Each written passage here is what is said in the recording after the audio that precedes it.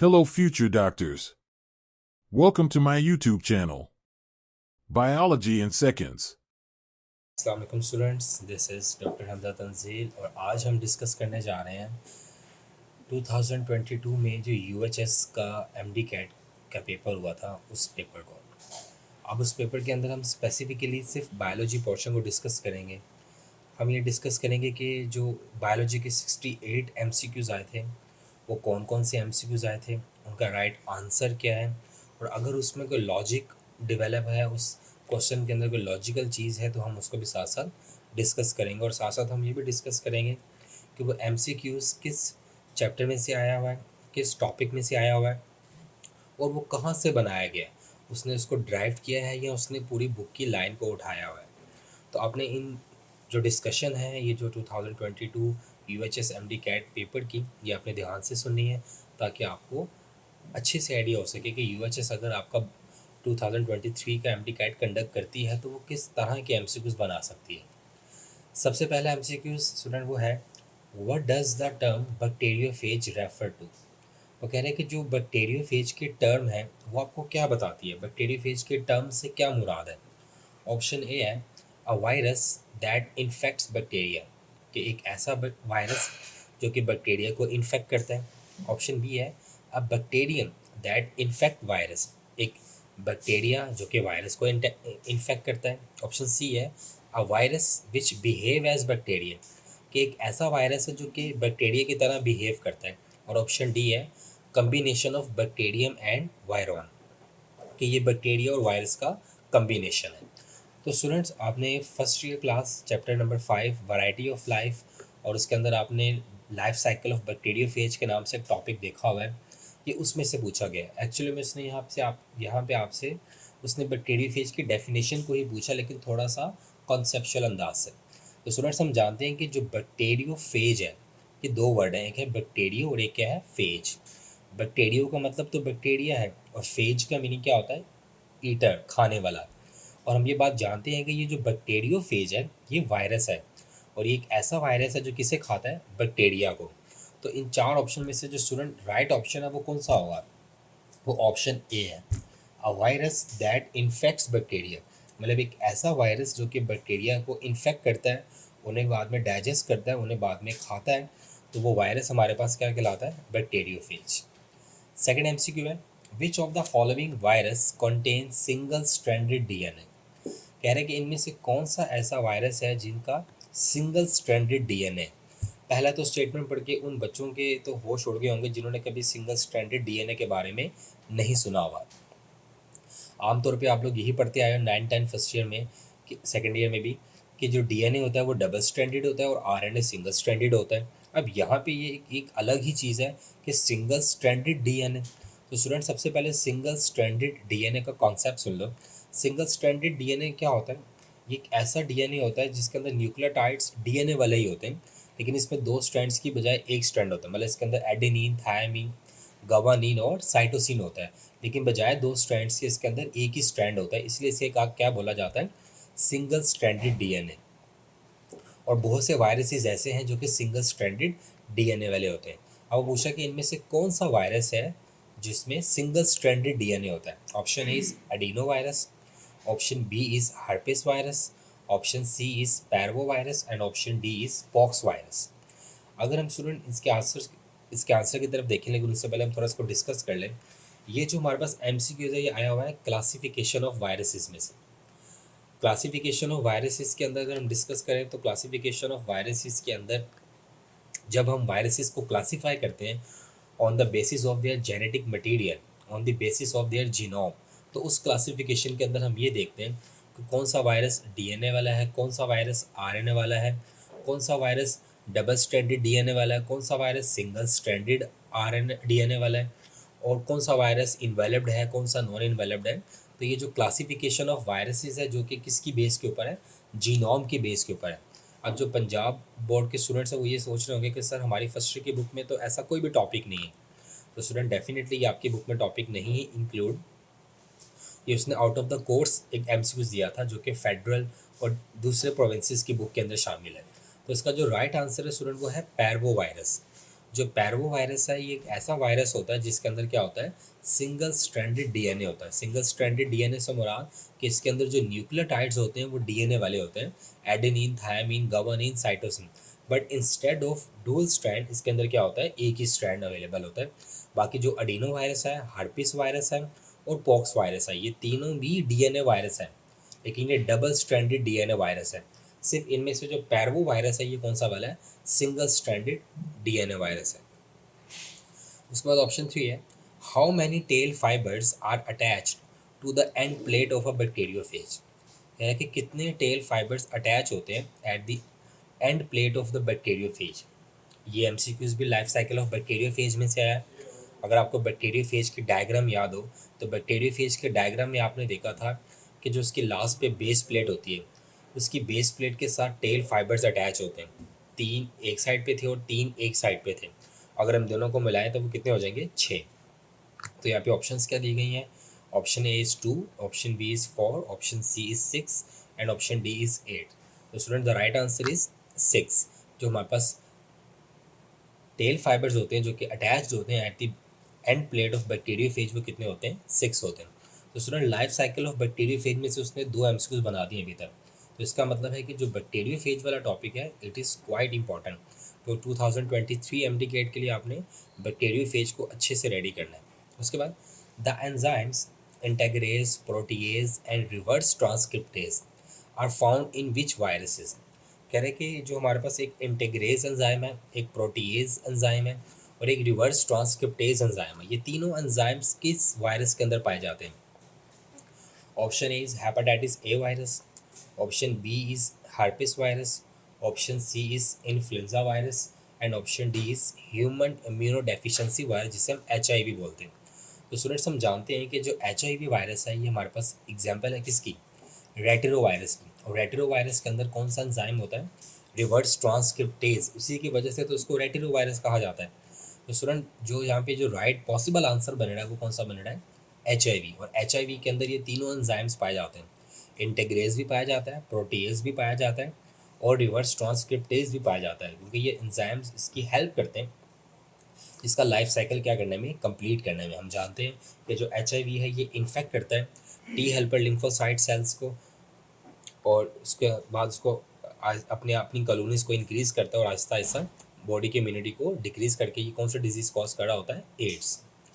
Next student MCQ है, what is the end product of glucose by yeast in anaerobic respiration. तो student आपके mind में click होना चाहिए anaerobic respiration. तो ये हमारे पास फर्स्ट ईयर की class chapter number 11 bioenergetics, और बायो एनर्जेटिक्स के 2 पोर्शन थे, फोटोसिंथेसिस और रेस्पिरेशन। तो जो हमारे पास रेस्पिरेशन का पोर्शन था उसका सबसे पहले आपने जो इंट्रोडक्शन पढ़ा था, इंट्रोडक्शन में सबसे पहले जो चीज़ उसने एक्सप्लेन की थी वो एन एरोबिक रेस्पिरेशन को ही एक्सप्लेन किया था। और आपने पढ़ा था कि एन एरोबिक रेस्पिरेशन 2 तरह की होती है, अल्कोहलिक और लैक्टिक एसिड।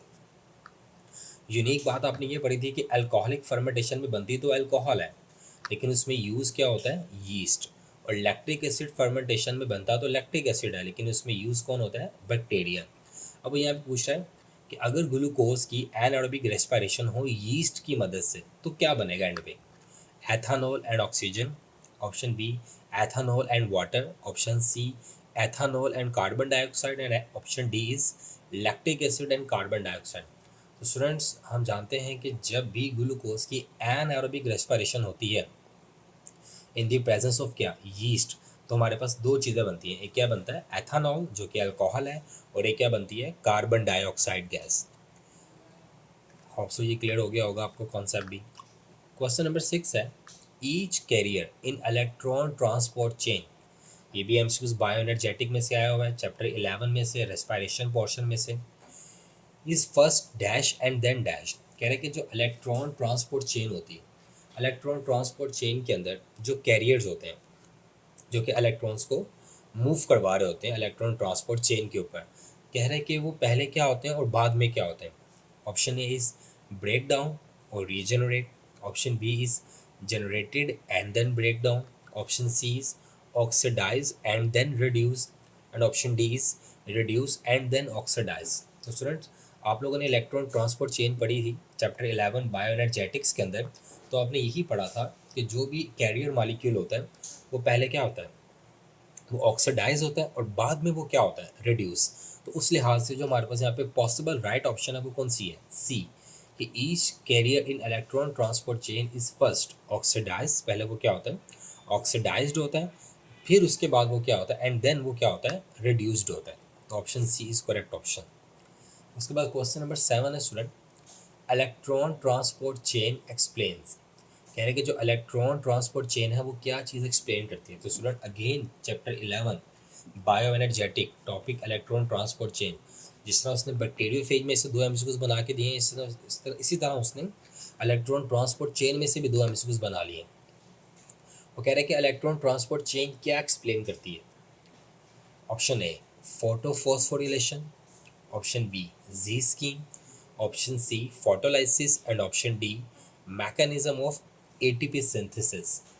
अगर हम इलेक्ट्रॉन ट्रांसपोर्ट चेन की बात करें स्टूडेंट, तो इलेक्ट्रॉन ट्रांसपोर्ट चेन का मेन काम क्या होता है, ये अपने ऊपर इलेक्ट्रॉन को ट्रांसपोर्ट करी होती है, इसके ऊपर कैरियर मॉलिक्यूल्स होते हैं, वो कैरियर मॉलिक्यूल्स इलेक्ट्रॉन को ट्रांसपोर्ट करे होते हैं from higher energy level to lower energy level, जिसके बाद हमें पता है कि हमारे पास क्या प्रोड्यूस होती है, एटीपी। तो हम ये कह सकते हैं कि जो इलेक्ट्रॉन ट्रांसपोर्ट चेन होती है ये हमारे पास क्या होती है, मैकेनिज्म ऑफ एटीपी सिंथेसिस। अगर आपको स्टूडेंट्स याद हो रेस्पिरेशन वाला पोर्शन, तो आपने ये पढ़ा था कि ग्लाइकोलाइसिस, पायरुविक एसिड ऑक्सीडेशन और क्रब साइकिल, इनमें जो NADH और FADH बने थे, हमने उनसे ATP बनवाने के लिए उन्हें कहाँ से फ्लो करवाया था, हमने उनको इलेक्ट्रॉन ट्रांसपोर्ट चेन से गुजारा था, जिसके बाद हमें एक NADH ने 3 ATP दिए थे और एक FADH2 ने हमें 2 ATP दिए थे। तो जो इलेक्ट्रॉन ट्रांसपोर्ट चेन है उसका मेन पर्पस क्या होगा, mechanism of ATP synthesis. Hope so ये क्लियर हो गया होगा कॉन्सेप्ट। उसके बाद क्वेश्चन नंबर 8 है, what is the colour of chlorophyll B molecule. ये भी स्टूडेंट चैप्टर बायो एनर्जेटिक में से आया हुआ है। ठीक है, 4 क्वेश्चन हो गए बायो एनर्जेटिक के, बायो एनर्जेटिक में से आया हुआ है। वो पूछ रहे हैं कि what is the colour of chlorophyll B molecule, कह रहे हैं कि क्लोरोफिल बी मॉलिक्यूल का कलर क्या होता है। ये प्योर बुक की लाइन है स्टूडेंट, चैप्टर जो बायो एनर्जेटिक है उसके अंदर जो टॉपिक है क्लोरोफिल, क्लोरोफिल के अंदर जो 3rd पैराग्राफ है जहाँ पे उसने क्लोरोफिल ए और क्लोरोफिल बी का डिफरेंस बताया हुआ है, वहाँ पे ये लाइन लिखी हुई है। ऑप्शन ए है ब्लू ग्रीन, ऑप्शन बी है येलो ग्रीन, ऑप्शन सी है डार्क ग्रीन और ऑप्शन डी है रेडिश ग्रीन। अगर हम स्टूडेंट बात करें क्लोरोफिल बी की, तो क्लोरोफिल बी का जो कलर होता है वो कौन सा होता है, येलो ग्रीन, और क्लोरोफिल ए का कौन सा होता है, ब्लूइश ग्रीन। तो हम यहाँ पे क्या राइट ऑप्शन हमारे पास क्या होगा, येलोइश ग्रीन। तो क्लोरोफिल बी मॉलिक्यूल जो है उसका कलर हमारे पास क्या होता है स्टूडेंट, येलोविश ग्रीन होता है। और ये किस चैप्टर में से एमसीक्यू आया हुआ है, बायो एनर्जेटिक्स में से आया हुआ है, और किस टॉपिक में से आया हुआ है, क्लोरोफिल में से आया हुआ है। क्वेश्चन नंबर 9 है, upon initial hydrolysis starch yield, ये आया हुआ है first sheet chapter number 2 biological molecules में से और कार्बोहाइड्रेट्स में से।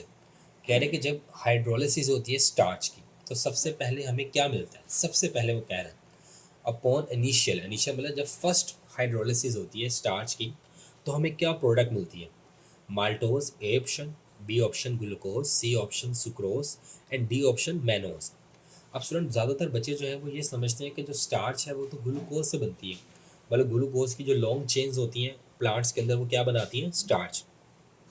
तो ज़्यादातर बच्चों ने ग्लूकोज को टिक किया था, लेकिन स्टूडेंट यहाँ पे जो राइट आंसर है वो क्या है, माल्टोज। माल्टोज कैसे बनता है, ग्लूकोज प्लस ग्लूकोज से हम क्या कहते हैं स्टूडेंट्स, माल्टोज।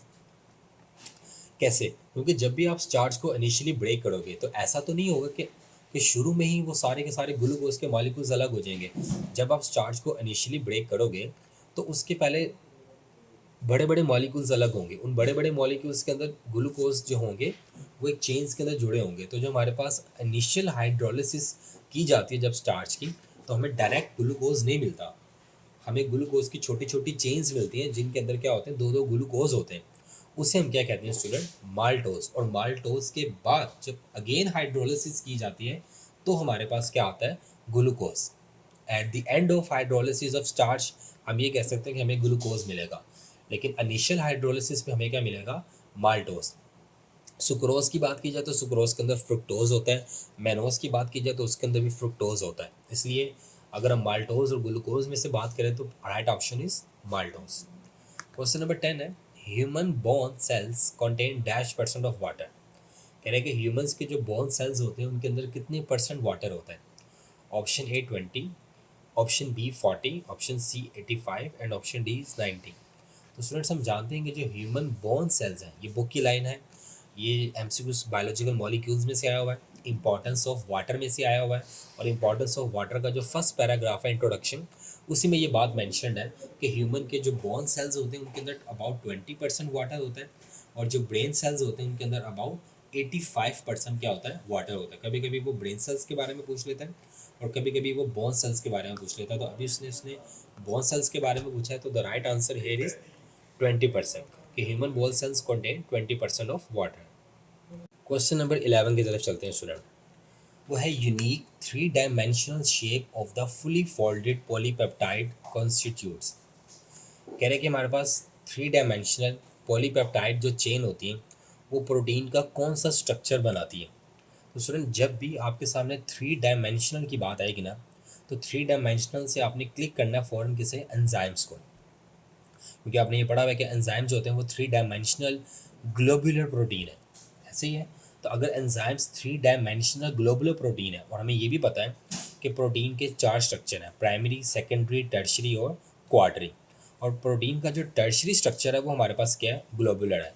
अगर प्रोटीन का टर्शरी स्ट्रक्चर हमारे पास ग्लोबुलर है, तो अगर वो बात करता है कि unique 3 dimensional shape of the fully folded polypeptide, तो वो हमारे पास कौन सा स्ट्रक्चर होगा प्रोटीन का, टर्शरी। यहाँ पे ऑप्शंस क्या हैं, ऑप्शन ए है primary structure of protein, option B है secondary structure of protein, option C है टर्शरी स्ट्रक्चर ऑफ प्रोटीन, और ऑप्शन डी है क्वार्टरी स्ट्रक्चर ऑफ प्रोटीन। तो अभी मैंने वो बात एक्सप्लेन की है कि ये भी एमसीक्यूज बायोलॉजिकल मॉलिक्यूल्स में से आया हुआ है, प्रोटीन पार्ट में से आया हुआ है, और प्रोटीन पार्ट में से उसने जो आपसे पूछा हुआ है वो उसने स्ट्रक्चर ऑफ प्रोटीन्स में से ये सवाल पूछा हुआ है कि अगर एक ऐसी प्रोटीन है जिसके अंदर पॉलीपेप्टाइड चेन 3 डायमेंशनल शेप में है, तो उस वो हमारे पास कौन सी स्ट्रक्चर के अंदर लाई करेगी प्रोटीन। तो स्टूडेंट्स हम जानते हैं जो 3 डायमेंशनल शेप होती है प्रोटीन की वो ग्लोबुलर होती है, और वो हमारे पास किसके अंदर आती है, टर्शरी स्ट्रक्चर ऑफ प्रोटीन के अंदर आती है। नेक्स्ट है question number 12, butyric acid is a dash carbon fatty acid. कह रहे हैं कि जो बाइट्रिक एसिड है वो एक फैटी एसिड है, लेकिन उसके अंदर कितने कार्बन होते हैं। Option A 6, option B 2, option C 4 and option D 8। तो स्टूडेंट ये वाला एमसीक्यूज भी बायोलॉजिकल मॉलिक्यूल्स में से आया हुआ है, और ये किस टॉपिक में से आया हुआ है, लिपिड्स में से आया हुआ है। उसने लिपिड्स में से एक एमसीक्यूज दिया है, ऊपर उसने प्रोटीन में से भी एक एमसीक्यूज दिया है, वाटर में से भी एक एमसीक्यूज दिया है, और कार्बोहाइड्रेट्स में से भी एक एमसीक्यूज दिया है। तो आप इसको अंडरस्टैंड कर रहे हो कि वो किस नौये से एमसीक्यूज दे रहे हैं। खैर हम अपने एमसीक्यूज की तरफ आते हैं। कह रहे हैं बाइट्रिक एसिड में कितने कार्बन होते हैं। तो स्टूडेंट आपकी बुक के अंदर एक येलो बॉक्स सा बना हुआ है, उसके अंदर उसने acidic acid, butyric acid, oleic acid, different तरह के उसने फैटी एसिड्स की चेन्स बनाई हुई हैं। तो आपको पता है कि जो बाइट्रिक एसिड है उसमें कितने कार्बन होते हैं, 4 कार्बन होते हैं। क्वेश्चन नंबर 13 है, which of the following is a conjugated molecule. कह रहे हैं कि इनमें से कौन सा ऐसा है जो कि कॉन्जुगेटेड मॉलिक्यूल है। सबसे पहले तो कॉन्जुगेटेड मॉलिक्यूल्स देखें हम, ये किस चैप्टर में है, बायोलॉजिकल मॉलिक्यूल्स में से है, और बायोलॉजिकल मॉलिक्यूल्स का जो सबसे लास्ट टॉपिक है वो कौन सा वाला है, वो कॉन्जुगेटेड मॉलिक्यूल ही है। अब कॉन्जुगेटेड मॉलिक्यूल्स के बारे में हमने क्या पढ़ा था कि ऐसा मॉलिक्यूल जो कि हमारे पास बना होता है दो या दो से ज़्यादा मॉलिक्यूल्स के आपस में कंबाइन होने से, मतलब दो या दो से ज़्यादा मॉलिक्यूल्स जब आपस में जुड़ते हैं, केमिकली लिंक्ड होते हैं, तो एक जो मॉलिक्यूल बनता है उसे हम क्या बोलते हैं, कॉन्जुगेटेड मॉलिक्यूल। अब इसके ऑप्शन क्या है, ऑप्शन ए है प्रोटीन, हमें पता है कि प्रोटीन तो सिर्फ अमाइनो एसिड से बनी होती है। ऑप्शन बी है लिपिड्स, ये यूजुअली फैटी एसिड से बने होते हैं। ऑप्शन सी है ग्लाइकोप्रोटीन्स, तो ये थोड़ा अट्रैक्ट कर रहा है, ग्लाइको और प्रोटीन, ग्लाइको कार्बोहाइड्रेट्स हैं और प्रोटीन्स तो प्रोटीन्स हैं। तो मतलब ये दो डिफरेंट मॉलिक्यूल्स हैं जो कि आपस में जुड़ रहे हैं और आपस में केमिकली लिंक्ड होकर एक ये नया मॉलिक्यूल बना रहे हैं जिसे वो क्या कह रहे हैं, ग्लाइकोप्रोटीन। तो glycoprotein is probably right answer of a conjugated molecules, और डी ऑप्शन है वाइटामिन्स। तो उसका राइट आंसर स्टूडेंट्स क्या होगा, ग्लाइकोप्रोटीन्स, क्योंकि ग्लाइकोप्रोटीन्स के अंदर दो डिफरेंट मॉलिक्यूल्स हैं और दो डिफरेंट मॉलिक्यूल्स आपस में कंबाइंड है, और एक वो जो नया मॉलिक्यूल बना रहे हैं उसे हम क्या नाम दे रहे हैं, ग्लाइकोप्रोटीन्स का नाम दे रहे हैं। क्वेश्चन नंबर 14 है, hydrolysis process is a reverse of dash process. कह रहे कि जो हाइड्रोलाइसिस प्रोसेस है वो किसका रिवर्स प्रोसेस है। हाइड्रोलाइसिस प्रोसेस की बात करें तो क्या होता है कि break down of anything in the presence of water, उसको क्या बोलते हैं, हाइड्रोलाइसिस। कह रहे हैं कि हाइड्रोलाइसिस जो है वो किसका रिवर्स प्रोसेस है। Number A photolysis, option B condensation, option C deduction and option D convection. तो स्टूडेंट ये भी एक ऐसा एमसीक्यू है जो कि आपके टेक्स्ट बुक बोर्ड पंजाब में ये मेंशन नहीं है, लेकिन चूंकि पीएमसी के सिलेबस में ये मेंशन था कि आपको रिएक्शंस भी, वाटर की प्रॉपर्टीज़ भी सारी पता होनी चाहिए, तो इसलिए उसने उस बिना पे ये फेडरल की बुक से ये एमसीक्यूज लिया है कि हाइड्रोलिसिस प्रोसेस जो है ये किसका रिवर्स प्रोसेस है। तो हाइड्रोलिसिस प्रोसेस जो है ये कंडेंसेशन प्रोसेस का रिवर्स है। ये बहुत इंपॉर्टेंट एमसीक्यू है, ये रिपीट हो सकता है 2023 के अंदर भी, कि जो अगर आपसे पूछा जाए कि कंडेंसेशन जो है वो किसका रिवर्स प्रोसेस है, तो वो हाइड्रोलिसिस का है, और हाइड्रोलिसिस किसका रिवर्स प्रोसेस है, वो कंडेंसेशन का है। तो यहाँ पे जो राइट आंसर है वो कौन सा है, कंडेंसेशन। उसके बाद हमारे पास क्वेश्चन नंबर 15 है। अगर हम क्वेश्चन नंबर 15 को देखते हैं स्टूडेंट, वो है protein are the main dash of the cell. कह रहे हैं कि जो प्रोटीन है ये डैश ऑफ द सेल होती हैं। Number A physiological components, option B functional components, option C structural components and option D biological molecules. तो स्टूडेंट्स ये बड़ा कन्फ्यूजन है, कुछ बच्चों ने, ज़्यादातर बच्चों ने बायोलॉजिकल कंपोनेंट्स को ही टिक किया था, लेकिन जब आप बुक की लाइन को देखो तो आपकी बुक में ये लाइन क्लियरली मेंशन है कि जो प्रोटीन्स होती हैं ये स्ट्रक्चरल कंपोनेंट्स ऑफ क्या होती हैं, सेल्स की जो ऑर्गेनेलिज होती हैं, सेल्स की जो स्ट्रक्चर्स होते हैं, उनके अंदर सबसे ज़्यादा जो चीज़ पाई जाती है वो क्या होती है, प्रोटीन होती है। तो प्रोटीन को हम क्या कहेंगे, proteins are the main structural components of the cell. तो प्रोटीन्स को आपने स्टूडेंट्स क्या कहना है, बायोलॉजिकल कंपोनेंट्स नहीं कहना, आपने इन्हें क्या कहना है, स्ट्रक्चरल कंपोनेंट्स ऑफ क्या कहना है, सेल्स कहना है। होप सो आप एग्जाम के अंदर इसको गलत नहीं करोगे अब, अगर आपको ये आता है एमसीक्यू जैसा। क्वेश्चन नंबर 16 की तरफ चलते हैं। ये बड़ा लॉजिकल सवाल दिया उसने। Cell wall may be absent in which of the following. कह रहे हैं कि जो सेल वॉल है वो इनमें से किसके अंदर एब्सेंट हो सकती है, हो सकती है, उसने डेफिनेटली नहीं बोला, उसने कहा हो सकती है। अब ये एमसीक्यू आया हुआ है चैप्टर नंबर 4 सेल में से, और सेल में से कहाँ से, सेल वॉल में से लिया उसने। आपकी बुक में ऐसी कोई लाइन मेंशन नहीं है कि सेल वॉल इसमें है इसमें नहीं है, बट उसने ये कॉन्सेप्चुअल क्वेश्चन दिया कि आपका सेल वॉल के बारे में कितना कॉन्सेप्ट क्लियर है। ऑप्शन ए है प्लांट एंड एल्गी, तो ये तो बिल्कुल नहीं हो सकता क्योंकि हम जानते हैं कि सभी प्लांट्स के अंदर सेल वॉल होती है। ऑप्शन बी है एल्जाई एंड फंजाई, हम जानते हैं कि फंजाई और एल्गी दोनों में ही सेल वॉल होती है। ऑप्शन सी है फंजाई एंड आर्किया, आर्किया मतलब आर्कियोबैक्टीरिया, तो फंजाई में सेल वॉल होती है, ये भी हम टिक नहीं कर सकते। ऑप्शन डी है बैक्टीरिया एंड आर्किया। स्टूडेंट आपने चैप्टर नंबर 6 में पढ़ा था माइकोप्लाज्मास, आपने कहा था ये ऐसे ग्रुप ऑफ बैक्टीरिया हैं जिनके अंदर क्या नहीं होती, सेल वॉल नहीं होती। तो स्टूडेंट हम ये कह सकते हैं कि जो बैक्टीरिया एंड आर्किया हैं ये वो हमारे पास कैटेगरी हो सकती है जिनके अंदर मे बी एब्सेंट हो क्या, सेल वॉल। तो the right option is D. और क्यों, क्योंकि मैंने बैक्टीरिया का वर्ड यूज़ किया। अब आपको होगा कि सर हमने तो पढ़ा था कि बैक्टीरिया की सेल वॉल पेप्टाइड और ग्लाइकिन से बनी होती है, डेफिनेटली बेटा बनी होती है, लेकिन जो बैक्टीरिया है उनमें से एक क्लास है जिसे क्या बोलते हैं, माइकोप्लाज्मास। तो माइकोप्लाज्मा एक ऐसा बैक्टीरिया है जिसके अंदर क्या नहीं होती, सेल वॉल नहीं होती, तो उस बिना पर हमने इसको टिक किया है। क्वेश्चन नंबर 17 है structure formed by imagination of plasma membrane and involve in cell division and DNA replication of prokaryotic cell. ये एमसीक्यूज आया हुआ है चैप्टर नंबर 6 किंगडम मोनेरा में से। उसने बोला कि एक ऐसा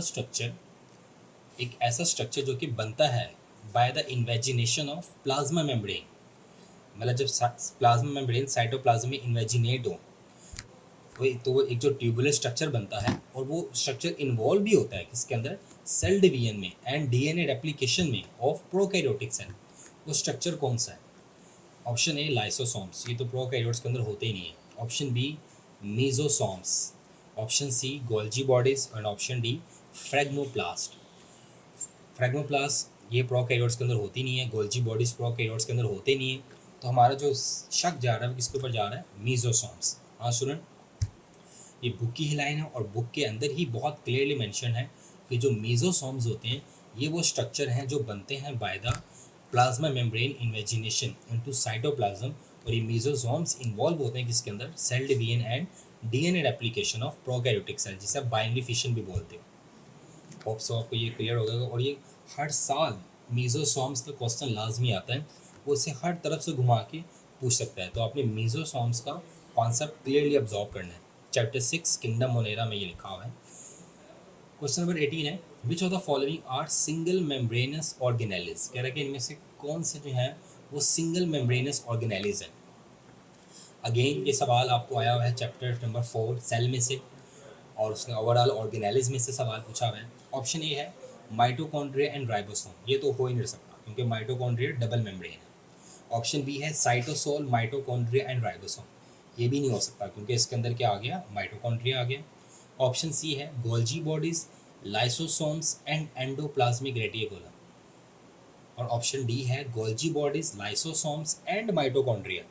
तो तीन ऑप्शंस में माइटोकॉन्ड्रिया है, और आपने पता है कि माइटोकॉन्ड्रिया तो है ही डबल मेम्ब्रेन बाउंडेड ऑर्गेनेली।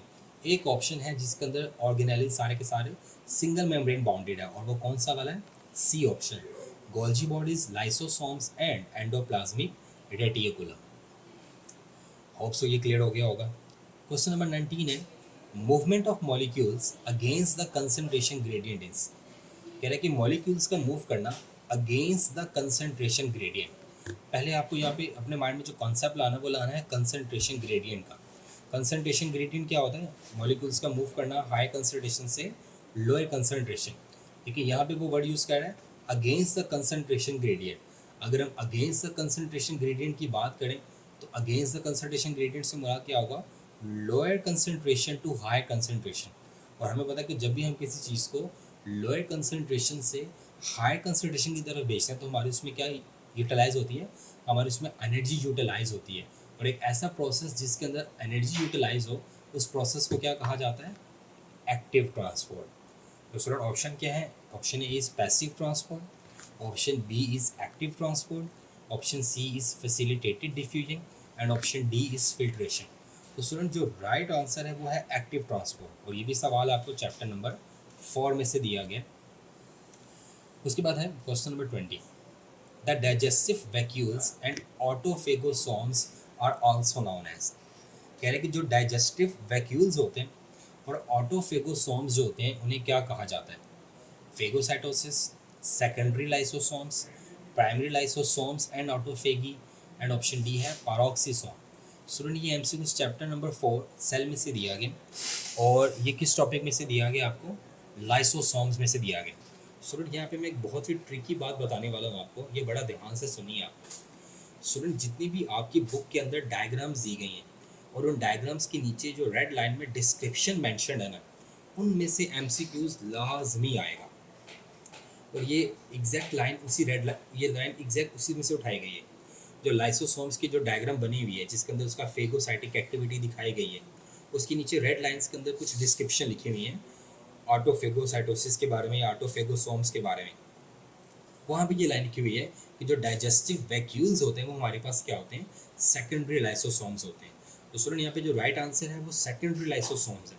लेकिन यहाँ पे आपने एक जो बात पिक करनी है वो ये पिक करनी है कि जितने भी डायग्राम है आपकी बुक के अंदर, उन डायग्राम्स के नीचे जो रेड कलर की डिस्क्रिप्शन है, आपने उस डिस्क्रिप्शन को लाइन टू लाइन पढ़ना है और उनको लाइन टू लाइन क्या करना है, मेमोराइज करना है। क्वेश्चन नंबर 21 है, the cell wall of bacteria is made up of. कह रहे कि जो बैक्टीरिया की सेल वॉल है वो किससे बनी होती है, option A chitin, option B murein, option C cellulose, and option D hemicellulose.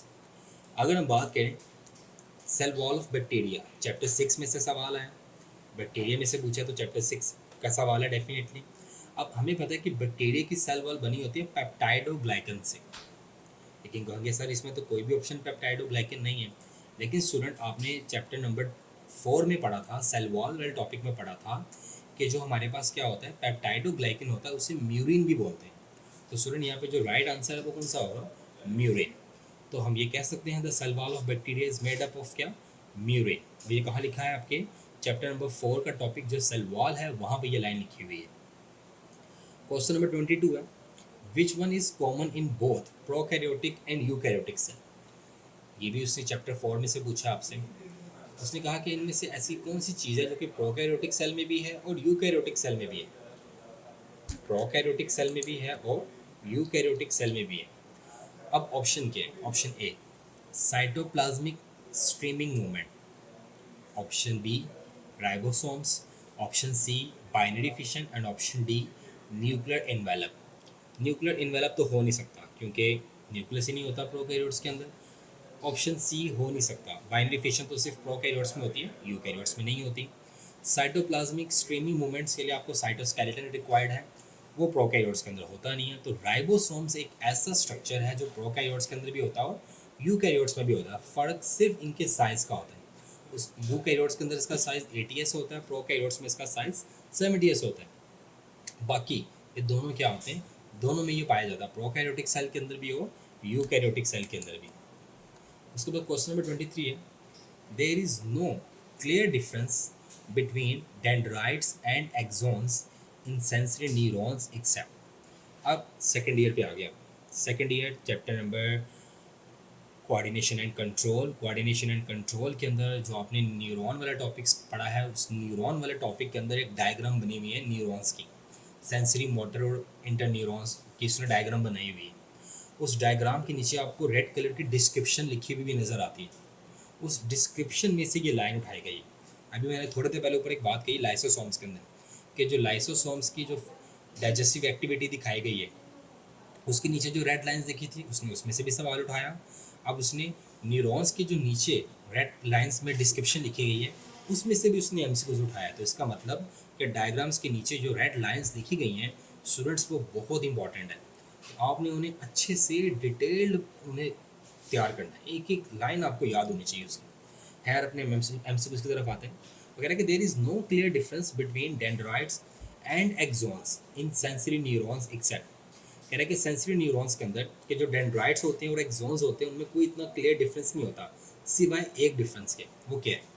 उनकी थिकनेस का, उनकी लेंथ का, उनके टर्मिनल पोर्शन का, या कोई भी नहीं होता डिफरेंस। तो स्टूडेंट ये बुक में मैंशनड है आपकी, ठीक है, वहाँ पे लिखा हुआ है कि जो सेंसरी न्यूरॉन्स के डेंड्राइट्स और एक्सॉन्स होते हैं वो ऑलमोस्ट एक जैसे ही होते हैं, सिर्फ फ़र्क आता है उनके कहाँ पर? टर्मिनल पोर्शंस में। तो जहाँ पे जो राइट आंसर है वो कौन सा वाला है? सी। सी मतलब सी में क्या आंसर लिखा हुआ है? Terminal portions. तो सेंसरी न्यूरॉन्स के जो डेंड्राइट्स और एक्सॉन्स हैं उनके अंदर कोई खास डिफरेंस नहीं होता, सिर्फ उनके टर्मिनल पोर्शंस का डिफरेंस होता है। उसके बाद है question number 24, the neurotransmitter active outside the CNS is. कह रहे हैं कि ऐसा न्यूरोट्रांसमीटर जो कि आउटसाइड द CNS जाके एक्टिव होता है, मतलब सेंट्रल नर्वस सिस्टम के बाहर जाते ही वो एक्टिव हो जाता है, वो कौन सा न्यूरोट्रांसमीटर है? Option A acetylcholine, option B dopamine, option C glutamate and option D serotonin. Student ये जो बाकी तीन है ना, डोपामीन, ग्लूटामेट और सेरोटोनिन, ये ऐसे न्यूरोट्रांसमीटर हैं जो कि CNS के अंदर ही अपनी एक्टिविटी करते हैं। लेकिन एसिटाइलकोलिन की बात करें स्पेशली, तो ये CNS के बाहर जाके एक्टिव होता है। तो राइट आंसर ये कौन सा वाला है? एसिटाइलकोलिन है। और ये स्टूडेंट ये भी बुक की लाइन है। अगर आप साइनैप्स वाला टॉपिक निकालो कोऑर्डिनेशन एंड कंट्रोल में, और साइनैप्स वाले टॉपिक के जो सबसे लास्ट पैराग्राफ जहाँ पे उसने न्यूरोट्रांसमीटर्स के बारे में डिस्कस किया है, उसके जो सेकंड लास्ट लाइन है वहाँ पे ये लिखा गया है कि एसिटाइलकोलिन एक ऐसा न्यूरोट्रांसमीटर है जो कि एक्टिव होता है कहाँ पर जाके? आउटसाइड द CNS या सेंट्रल नर्वस सिस्टम। उसके बाद है question number 25, a hormone that plays a major role in social bonding, child birth, milk ejection and sexual reproduction is. कह रहे हैं कि वो कौन सा हार्मोन है जो कि लोगों को आपस में सोशली बाउंड करने में, बच्चे की बर्थ के अंदर, मिल्क इजेक्शन के अंदर और सेक्सुअल रिप्रोडक्शन में इन्वॉल्व होता है। अब इसके ऑप्शन क्या क्या है? ये भी कोऑर्डिनेशन एंड कंट्रोल में से आया हुआ है, लेकिन ये केमिकल कोऑर्डिनेशन में से आया हुआ है। ऊपर वाले जो 2 MCQs थे वो नर्वस कोऑर्डिनेशन में से थे, अब ये जो है ये केमिकल कोऑर्डिनेशन में से है। ऑप्शन ए है एस्ट्रोजन, ऑप्शन बी है ऑक्सीटोसिन, ऑप्शन सी है प्रोलैक्टिन एंड ऑप्शन डी है सिक्रेटिन। तो स्टूडेंट ऑक्सीटोसिन के बारे में ये यूनिक बात आपको पता होनी चाहिए कि जो ऑक्सीटोसिन है इसे लव हार्मोन भी कहते हैं। लव हार्मोन से मुराद कि ये बॉन्डिंग क्रिएट करवाता है लोगों में, ठीक है। चाइल्ड बर्थ के अंदर ऑक्सीटोसिन आपको पता है कि ये सर्विक्स को डायलेट करता है, मिल्क इजेक्शन करवाता है ये मेमोरी ग्लैंड से, सेक्सुअल रिप्रोडक्शन के अंदर जो ऑक्सीटोसिन क्या होता है, इन्वॉल्व होता है। तो यहाँ पे जो राइट आंसर है स्टूडेंट वो कौन सा है, ऑक्सीटोसिन। और आपने ये कहाँ से आया है एमसीक्यू, ये पिट्यूटरी ग्लैंड में से आया हुआ है। पिट्यूटरी ग्लैंड का जो पोस्टीरियर लोब होता है वहाँ से दो हार्मोन आते हैं, एडीएचओ, ऑक्सीटोसिन। और ये जो ऑक्सीटोसिन है ये वो हार्मोन है जो कि social bonding, child birth, milk ejection और सेक्सुअल रिप्रोडक्शन में क्या होता है, इन्वॉल्व होता है। क्वेश्चन नंबर 26 है, हार्मोन प्रोड्यूस बाय प्लेसेंटा। यार वो कौन सा हार्मोन है जो कि प्लेसेंटा से प्रोड्यूस होता है। अब ये जो सवाल है, ये सवाल कहाँ से आया है, ये भी हार्मोनल वाले पोर्शन में से आया हुआ है। अब उसने पूछा हुआ है कि हार्मोन जो कि प्लेसेंटा प्रोड्यूस करता है वो कौन सा है। Option A follicle stimulating hormone, हम जानते हैं कि ये नहीं है। Option B luteinizing hormone, option C progesterone and option D testosterone. Student आपका जो चैप्टर रिप्रोडक्शन है, रिप्रोडक्शन में आपका जो टॉपिक है बर्थ, वहाँ पे आपने ये पढ़ा था कि जब एक दफ़ा जाइगोट जो है वो इम्प्लांट हो जाता है विद द वॉल ऑफ क्या, यूट्रस, तो उसके बाद क्या होता है, प्लेसेंटा फॉर्मेशन होती है। और प्लेसेंटा फॉर्मेशन के बाद प्लेसेंटा सिक्रीट करता है एक हार्मोन जिसे क्या कहते हैं, प्रोजेस्टेरोन। और ये प्रोजेस्टेरोन मेंटेन कर रहा होता है किस चीज़ को, प्रेगनेंसी को। और सेकंड हार्मोन जो आपने पढ़ा है आपकी बुक में जो लिखा हुआ है कि प्लेसेंटा कौन सा हार्मोन रिलीज कर रहा होता है, एलटीएच, ल्यूटोट्रोपिक हार्मोन, जो कि लैक्टेशन के प्रोसेस में यूज़ होते हैं। ठीक है, तो आपकी बुक में जो दो हार्मोन मेंशन है जो कि प्लेसेंटा रिलीज कर रहा है, एक कौन सा मेंशन है, प्रोजेस्टेरोन, और एक कौन सा मेंशन है, एलटीएच। और भी बहुत से हार्मोन है जो कि प्लेसेंटा सिक्रीट करता है, जिसमें एचसीजी आता है, ह्यूमन क्रोनिक गोनेडोट्रोपिक, जो कि प्रेगनेंसी को पॉजिटिव शो कर रहा होता है। तो इसका राइट आंसर क्या होगा, प्रोजेस्टेरोन। क्वेश्चन नंबर 27 है, the middle layer of meninges is. अब ये आपकी बुक में मेंशन नहीं है। Middle layer of meninges, meninges क्या होती है स्टूडेंट, कोऑर्डिनेशन एंड कंट्रोल में आपने ब्रेन वाला टॉपिक पढ़ा। ब्रेन वाले टॉपिक में आपने ये बात पढ़ी थी कि जो ब्रेन और स्पाइनल कोड होते हैं ये प्रोटेक्टेड होते हैं बाय 3 लेयर्स ऑफ मेनिंजेस। अब आपने सिर्फ ये पढ़ा था कि 3 लेयर्स ऑफ मेनिंजेस, आपको उनके नाम नहीं बताए गए थे, लेकिन स्टूडेंट उनके नाम क्या होते हैं, पाया मैटर, एराकनॉइड मैटर और ड्यूरा मैटर। अब उसने पूछा कि जो मिडल लेयर है मेनिंजेस की उसका नाम क्या है। ऑप्शन ए है एराकनॉइड मैटर, ऑप्शन बी है पाया मैटर, ऑप्शन सी है dura mater and option D है क्रेनियम। तो स्टूडेंट्स अभी मैंने बोला सबसे पहले कौन सी आती है, पाया मैटर, उसके बाद एराकनॉइड मैटर और उसके बाद ड्यूरा मैटर। तो इनमें से जो मिडल लेयर है वो कौन सी होगी, arachnoid mater. Right answer is arachnoid mater. तो स्टूडेंट आपको आपकी बुक में जो चीज़ मैंशनड है वो तो याद करनी है, लेकिन साथ में उसकी थोड़ी सी एक्सप्लेनेशन को भी आपने मेमोराइज करना है, ताकि अगर वो थोड़ा सा इन डेप्थ भी चला जाता है, क्योंकि ये कंपटीशन का एक टेस्ट है, आप लोगों ने इन फ्यूचर डॉक्टर बनना है, अगर वो थोड़ी सी डिटेल पूछ लेता है तो आपको हर चीज़ के बारे में थोड़ा बहुत एक्स्ट्रा नॉलेज होना चाहिए कि अगर वो थोड़ा डेविएट भी होता है तो आप उसको अच्छे से आंसर कर सको। क्वेश्चन नंबर 28 है, the part of brain which guide smooth and accurate motion and maintains body position is. कह रहे हैं कि ब्रेन का वो कौन सा पार्ट है जो कि एक्यूरेट और स्मूथ मूवमेंट्स करवाता है बॉडी की और आपकी पोजीशंस को मेंटेन करने में हेल्प कर रहा होता है, मतलब आपकी बॉडी बैलेंस को मेंटेन करने में हेल्प कर रहा होता है, वो कौन सा पार्ट है। Option A cerebrum, option B cerebellum, option C pons and option D medulla. तो स्टूडेंट आप लोगों ने ये पढ़ा है, ये बुक की लाइन है कि हमारा जो सेरिबेलम, हाइंड ब्रेन का जो पार्ट है, cerebellum, the second largest part of the brain. The first one is cerebrum and second is cerebellum. ये हाइंड ब्रेन का पार्ट होता है cerebellum, और इसी का काम होता है क्या करना, स्मूथ एंड एक्यूरेट मोशंस करवाना और बॉडी पोजीशन को क्या करना, मेंटेन करना। क्वेश्चन नंबर 29 है, वाटर वेस्कुलर सिस्टम और ambulacral system is a unique and complex system specially present in. कह रहे हैं कि जो वाटर वेस्कुलर सिस्टम है ये एक यूनिक और कॉम्प्लेक्स सिस्टम है, ये किन एनिमल्स की कैटेगरी में पाया जाता है। ये किंगडम एनिमिलिया, फर्स्ट ईयर में से एमसीक्यूज आया हुआ है। ऑप्शन ए है स्पॉन्जेस, ये तो बड़े सिंपल होते हैं। ऑप्शन बी है ऑर्थोपोड्स, इनके अंदर तो ब्लड होता है प्रॉपर। ऑप्शन सी है अकाइनोडर्म्स एंड ऑप्शन डी है फिशेस।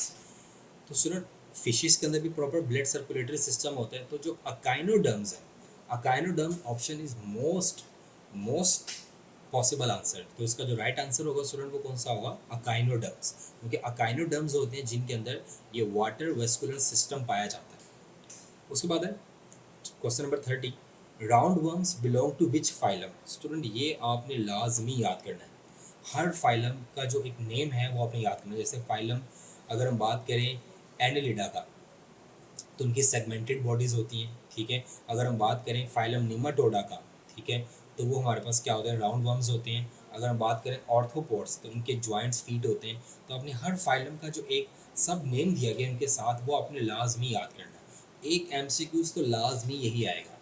वो ये पूछ रहा है कि round worms belong to which phylum. Round worm किस फाइलम से बिलोंग करता है? एनेलिडा नहीं, सेलेंट्रेटा नहीं, प्लेटीहेलमिंथिस नहीं, सी नीमाटोडा। तो जो राउंड वर्म्स हैं ये बिलोंग करते हैं किस फाइलम से? नीमाटोडा से। तो राइट आंसर इज नीमाटोडा। इसमें कोई कॉन्सेप्ट नहीं है, बुक की लाइन है, इसको एज इट इज आपने याद करना है। क्वेश्चन नंबर 31 है, ये मैं समझता हूँ कि सबसे मुश्किल सवाल उसने दिया। सिल्वर फिश इज, कह रहा है कि सिल्वर फिश क्या है? Option A insects, option B Mollusca, option C jawless fish and option D cartilaginous fish. तो स्टूडेंट सिल्वर फिश आपको तो नाम से लग रहा है ये शायद किसी मछली की बात कर रहे हैं, लेकिन स्टूडेंट जो सिल्वर फिश है ये हमारे पास एक इंसेक्ट्स की कैटेगरी के अंदर आती है। सिल्वर फिश के अंदर जो करेक्टरिस्टिक्स होती हैं वो कौन सी होती हैं? इंसेक्ट्स वाली होती है। इसलिए जो सिल्वर फिश होती है वो मोलस्कस नहीं है, वो जॉलेस फिश नहीं है, वो कार्टिलेजिनस फिश नहीं है, वो हमारे पास क्या है? इंसेक्ट्स है। तो ये एक बड़ा यूनिक सा एमसीक्यू था, इसको आपने अच्छे से रेडी करना है। क्वेश्चन नंबर 32 है, tissue are not found in which in the following animals. कह रहे हैं कि किन एनिमल्स के अंदर टिश्यूज नहीं होते? Option A flatworms, option B sponges, option C cnidarians and option D round worms. तो स्टूडेंट्स हम जानते हैं कि जो स्पॉन्जेस होते हैं ये पैराजोआ होते हैं, इनके अंदर टिश्यूज और सिमेट्री नहीं होती, ऑर्गेनाइजेशन इनके अंदर नहीं होती। तो हमारे पास जो राइट आंसर बनेगा वो कौन सा बनेगा? स्पॉन्जेस। इनके स्पॉन्जेस पैराजोआ कैटेगरी में आते हैं, और पैराजोआ कैटेगरी के एनिमल्स वो एनिमल्स हैं जिनके अंदर ना ही कोई ऑर्गेनाइजेशन है टिश्यूज़ की, और ना ही उनके अंदर क्या है, कोई सिमेट्री होती है बॉडी की। इसलिए the right answer here is sponges. Question number 33 है, enzymes lower the activation energy. हमें पता है कि एंजाइम एक्टिवेशन एनर्जी को लोअर करता है by stabilizing the transition state of a metabolic reaction due to. यार एंजाइम का काम एक्टिवेशन एनर्जी को क्या करना है? लोअर डाउन करना है। बाय कैसे? Stabilizing the transition state of a metabolic reaction, और उसने मेटाबॉलिक रिएक्शन को स्टेबल भी रखना है ड्यू टू, कैसे? Changing conditions within the active active साइट, changing conditions within the protein framework, rearranging the fatty acid in active site, distorting the molecules in the allostatic site। तो students हम जानते हैं induce fit model. Induce fit model में हमने क्या पढ़ा था कि जब भी एक्टिव साइट आके बाइंड, जब भी एक्टिव साइट के साथ कोई सबस्ट्रेट आके बाइंड होता है तो वो अपने आप को क्या करती है? इंड्यूस करती है, वो अपने आप अंदर कुछ चेंजेस लाती है और फिर उस सबस्ट्रेट को कन्वर्ट करती है किसके अंदर? प्रोडक्ट में। तो जो राइट आंसर है इस एमसीक्यू का वो कौन सा है? Changing conditions within the active active site. इसने इंड्यूस फिट मॉडल में से एमसीक्यूज बनाया, लेकिन थोड़ा सा उसने उसको लॉजिकली वर्ड्स के अंदर डेवलप किया। 34 MCQ, competitive inhibitor compete with. कह रहे कि जो कम्पिटेटर इनहिबिटर होते हैं वो किसके साथ कम्पीट कर रहे होते हैं? Option A enzyme, option B substrate, option C product and option D coenzyme. So student आपने ये लाइन पढ़ी थी, due to structural similarity with substrate. तो इसका मतलब ये हुआ कि कम्पिटेटिव इनहिबिटर जो होते हैं वो कम्पीट कर रहे होते हैं किसके साथ? सबस्ट्रेट के साथ, क्योंकि इनकी जो सिमिलैरिटी होती है वो किसके साथ होती है? सबस्ट्रेट के साथ होती है। तो राइट आंसर यहाँ पे क्या आएगा? सबस्ट्रेट। क्वेश्चन नंबर 35 है, non competitive inhibitor molecules have. कह रहे हैं कि जो नॉन कम्पिटेटिव इनहिबिटर होते हैं वो क्या रखते हैं? A similar structure to the normal substrate molecule. कह रहे हैं कि उनका जो स्ट्रक्चर होता है और सबस्ट्रेट मॉलिक्यूल का स्ट्रक्चर सिमिलर होता है। Option B, a quite different structure from the substrate molecule. इसका और सबस्ट्रेट मॉलिक्यूल का स्ट्रक्चर डिफरेंट होते हैं। Option C, a different conformation but fit into the active site. होता तो डिफरेंट है लेकिन जुड़ जाता है। A similar conformation but does not fit into the active site. Structure तो सेम होता है लेकिन एक्टिव साइट के साथ फिट नहीं हो पाता। तो स्टूडेंट जो नॉन कम्पिटेटिव इनहिबिटर मॉलिक्यूल्स होते हैं इनका स्ट्रक्चर अपने सबस्ट्रेट के साथ सिमिलर नहीं होता। तो यहाँ पे जो पॉसिबल राइट आंसर है वो बी है, a quite different structure from the substrate molecule. इनके जो कम्पिटेटिव इनहिबिटर होते हैं वो स्ट्रक्चरल सिमिलर होते हैं अपने सबस्ट्रेट के साथ, लेकिन जो नॉन कम्पिटेटिव इनहिबिटर्स होते हैं ये अपने सबस्ट्रेट के साथ सिमिलर नहीं होते। ये बाइंड हो जाते हैं अदर देन एक्टिव साइट और एंजाइम के स्ट्रक्चर को अल्टर कर देते हैं। अगर उसके बाद जेन्युइन सबस्ट्रेट भी आके एंजाइम के एक्टिव साइट के साथ बाइंड हो तो वो प्रोडक्ट में कन्वर्ट नहीं हो पाता। क्वेश्चन नंबर 36 है, zinc ion is attached at the active site of the enzyme carboxypeptidase. The zinc ion function as, कह रहा है कि जिंक आयन एंजाइम के एक्टिव साइट के साथ अटैच हो गया आकर, तो जिंक आयन का यहाँ पे क्या फंक्शन है? अ कोएंजाइम मॉलिक्यूल ऑप्शन है, option B an activator, option C an inhibitor molecule and option D controller of allosteric site. तो स्टूडेंट आपने एक लाइन पढ़ी थी, an inorganic detachable cofactor is called activator, और आपने पढ़ा था कि ये इनऑर्गेनिक आयंस जो होते हैं ना ये एक्टिवेटर होते हैं, और हमें पता है जो जिंक है ये हमारे पास एक इनऑर्गेनिक आयन है, ऐसे ही है।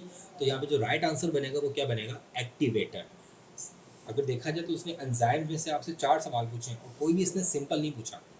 एक और सवाल भी एंजाइम में से, लेकिन उसने सारे ही सवाल उसने लॉजिकल और मुश्किल पूछे। तो आपने जो एंजाइम्स का चैप्टर है भले ही ये छोटा, लेकिन आपने उसको डिफरेंट एंगल से डिफरेंट वेरिएशन से क्या करना है, याद रखना है। क्वेश्चन नंबर 37 है, what is the best physiological pH for optimum functioning for most of the cellular enzyme of humans। कह रहे हैं कि ह्यूमंस के सेल्स के अंदर जो एंजाइम्स होते हैं उनको अपनी बेस्ट वर्किंग के लिए कौन सी पीएच रिक्वायर्ड होती है?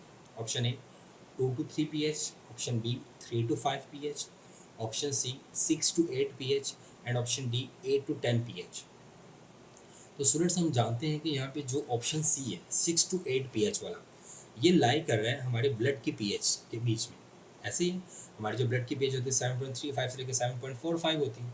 तो ऑप्शन सी जो है वो हमारे पास क्या है, यहाँ पर राइट आंसर है कि जो हमारे सेलुलर एंजाइम्स होते हैं उनको अपनी ऑप्टिमम फंक्शनिंग के लिए जो एक पीएच की रेंज रिक्वायर्ड होती है वो कितनी होती है?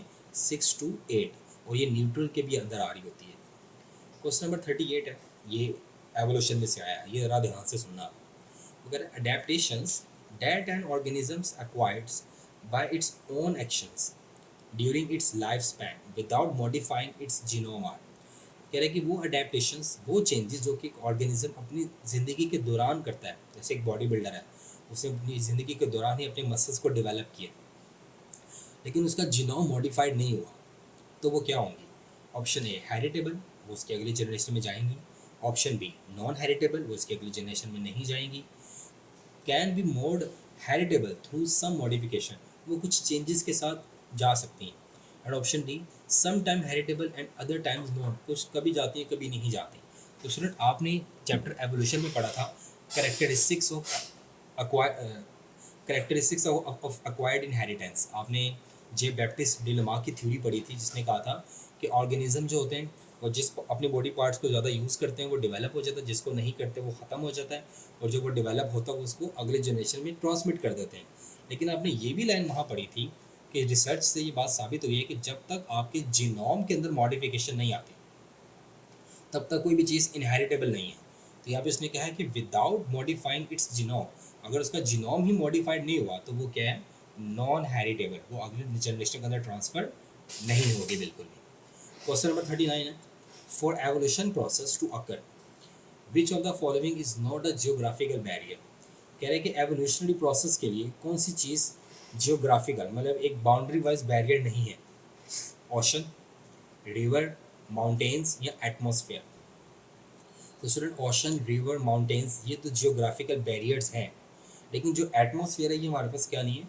जियोग्राफिकल, ये हमारे पास जियोग्राफिकल बैरियर नहीं है, क्योंकि ये हर जियोग्राफिकल रीजन के अंदर होता है एटमॉस्फेयर, ठीक है। तो ये हमारे पास जियोग्राफिकल बैरियर नहीं है। कुछ एरियाज़ के अंदर ओशंस हैं, कुछ के अंदर रिवर हैं, कुछ के अंदर माउंटेन्स हैं, बट एटमॉस्फेयर सभी के अंदर है। So this is not a geographical barrier. Question number 40 है, according to the biogenetic law of Ernest Haeckel, ये भी आपके आउट ऑफ कोर्स एमसीक्यू आया, आपकी टेक्स्ट बुक में ये मेंशन नहीं है कहीं भी, biogenetic law of Ernest Haeckel. Evolution में इसने पूछा ही।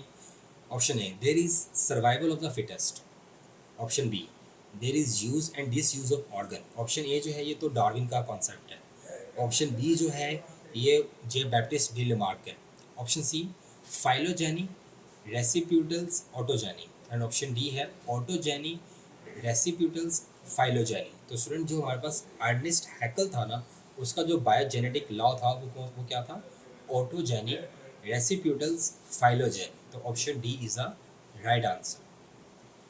क्वेश्चन नंबर 41 है, the animal species on Galapagos resemble species living on the, ये सुनो उसने बुक की लाइन उठाई है, प्योर बुक की लाइन, कि ग्लैपागोस के ऊपर उसको जो स्पीशीज नजर आई थी एनिमल्स की, वो किन से रिजेंबलेंस कर रही थी, नॉर्थ यूरोप वाली स्पीशीज से, ग्रेट ब्रिटेन वाली स्पीशीज से, नॉर्थ अमेरिकन मेनलैंड वाली स्पीशीज से, या साउथ अमेरिकन मेनलैंड वाली स्पीशीज से।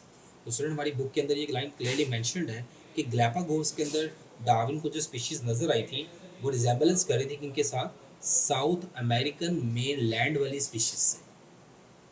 तो right answer is D, south American mainland. उसके बाद क्वेश्चन नंबर 42 है, डाइजेस्टेड फूड, कह रहे हैं जो आपका खाना हजम हो जाता है, न्यूट्रिशन में से एमसीक्यूज आई, digested food from intestines is carried to the liver by, ये एमसीक्यूज बहुत इंपॉर्टेंट है, बहुत दफ़ा रिपीट हुआ है। कह रहे हैं कि आपकी इंटेस्टाइन्स के अंदर जो खाना डाइजेस्ट हो जाता है, अब उस डाइजेस्टेड फूड को अपने लिवर के पास लेके जाना है, तो वो कौन लेके जाता है, option A hepatic artery, option B hepatic vein, option C hepatic portal vein, and option D is hepatic portal artery. तो स्टूडेंट हम ये बात जानते हैं कि इंटेस्टाइन से जो डाइजेस्टेड फूड होता है वो हमारा लिवर तक लेके जाता है कौन, हेपेटिक पोर्टल वेन, क्योंकि वेन जो है वो वापस लेके जाते हैं टुवर्ड्स हार्ट ब्लड, तो यहाँ पे हेपेटिक पोर्टल वेन आएगा।